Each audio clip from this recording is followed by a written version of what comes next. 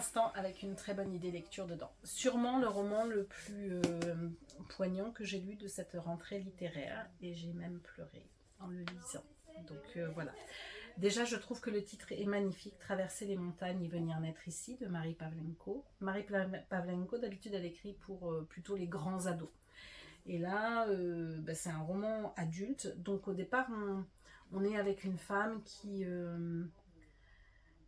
d'une quarantaine d'années qui a tout perdu, en fait, mari et enfant, voilà. Elle vit un drame personnel atroce et elle part se réfugier à la montagne, en Savoie, enfin, dans un lieu très isolé, dans une maison qu'elle a achetée sur papier. Elle voulait que ce soit loin de tout et tout ça, enfin vraiment, voilà.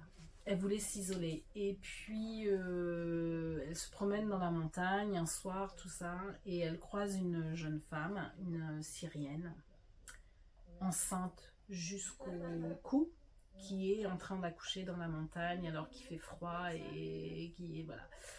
Elle va la recueillir et voilà, en fait c'est la rencontre de deux femmes en perdition. Et cette jeune femme qui vient d'accoucher, elle a 18 ans et c'est un enfant issu d'un viol et elle en veut pas, voilà. Donc elle s'est faite violer en essayant de traverser, de rejoindre l'Europe, et donc cet enfant, elle n'en veut pas. C'est pas son enfant, c'est un enfant de...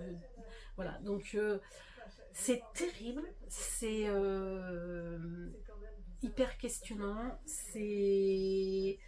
ça soulève plein de questions sur notre société, notre mode de fonctionnement, sur comment on accueille les réfugiés, comment on les accueille pas, comment on les prend en charge, comment on les voit comme une entité alors que ce sont des individualités.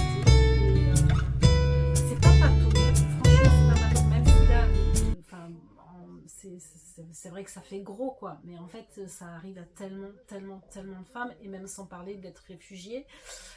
Et c'est vraiment terrible, c'est bouleversant, et c'est une écriture magnifique qui est très ciselée. Enfin, voilà, Marie Pavlenko, elle n'utilise pas un mot de trop, c'est toujours très très juste. Si vous avez l'occasion de lire d'autres livres d'elle, Je suis ton soleil par exemple, où le désert refleurira, c'est vraiment c'est extraordinaire. Donc je vous conseille vivement Marie Pavlenko, même si la thématique n'est pas gay, je vous le conseille. Ce serait dommage de passer à côté de ce livre extraordinaire. Voilà, à bientôt.